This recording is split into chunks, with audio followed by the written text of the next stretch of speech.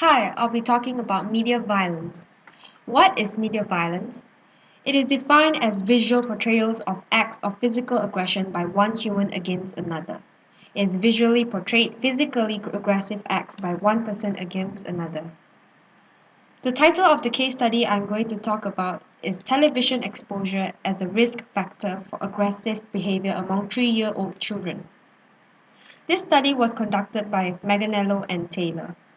This case study is the most relevant to the topic media violence because television use is very common in daily life. The media construct one's reality, even news media, and it affects how one thinks and behaves.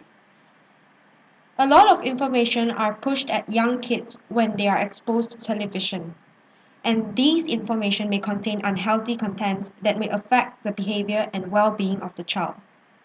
The objective of this case study is to examine the association of child television exposure and household television use with aggressive behavior among 3-year-old children.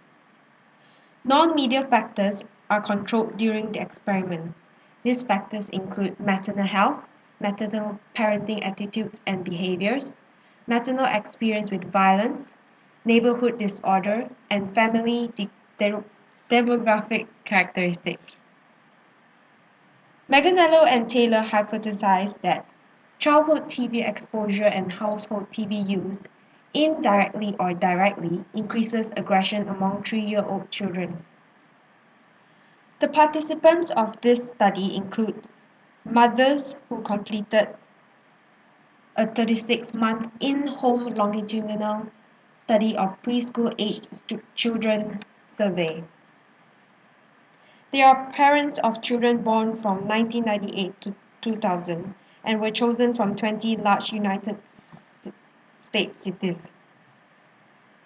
The data was collected at home and through phone from the parents. Mothers are required to observe the hours of television exposure their children had.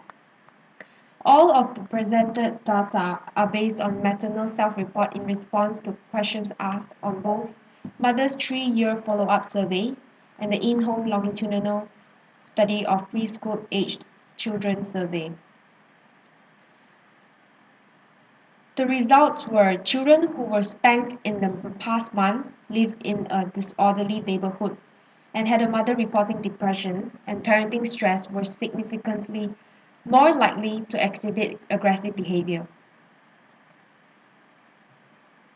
Direct child TV exposure and household TV use were also significantly associated with childhood aggression, even when controlling for other factors.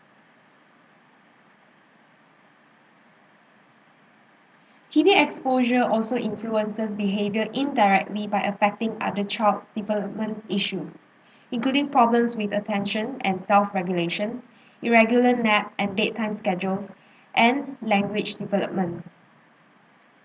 The researchers concluded that 3-year-old children exposed to more TV are at increased risk for exhibiting aggressive behavior. Early childhood aggression can be problematic and is predictive of more serious behavior problems to come, such as juvenile delinquency, adulthood violence, and criminal behavior. The predictors of childhood aggression include non-media factors such as child sex, parenting factors like discipline style, and broader community factors like neighborhood safety. Exposure to media is another factor that has been studied as a predictor of childhood aggression. The American Academy of Pediatrics recommends no more than 2 hours of media time per day for children aged 3 years and older and no media children for children aged 0 to 2 years. But there is still consistent use of television in children aged 2 years and younger. When exposed to television, there is non-violent educational content available on TV, which are beneficial to the children. But they could be exposed to violence through TV commercials and G-rated movies. There are movies suitable for all ages. The concept of observational learning from social cognitive theory suggests that children learn to model aggressive behavior that they observe on TV. Extensive viewing of violent content may cause desensitization to violence, and that heavy TV viewing of aggressive behavior can lead children to believe that it is a normal part of their everyday life. Some parents use TV as the babysitter. One explanation that could link both child and household TV measures with aggression involves the parenting environment.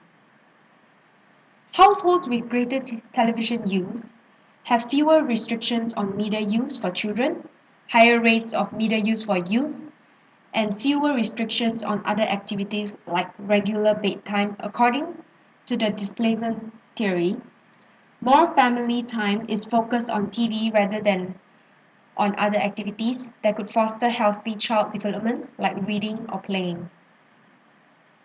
Heavy household TV use may be an indicator of general attitudes concerning discipline and rules regarding media habits and child rearing in general.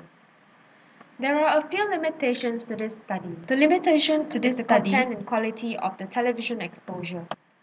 Time exposure was measured, but the messages children were exposed to were unknown.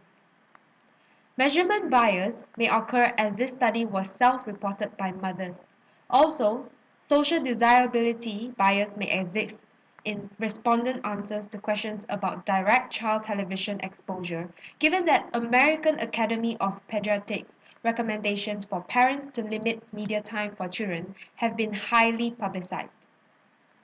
Measurement of TV time is also limited by the simple nature of questions asked. Finally, there were no other type of mass media exposure. What are the future aspects? Further research is essential to determine whether pediatric recommendations concerning television and children should include limits for general household television use. Parents and educators should act as filters by monitoring the television content the children watch and guide children to differentiate between news media and movies. They should have children ask questions that they do not understand.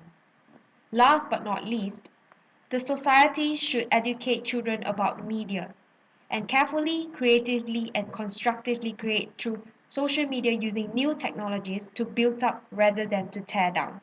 Thank you.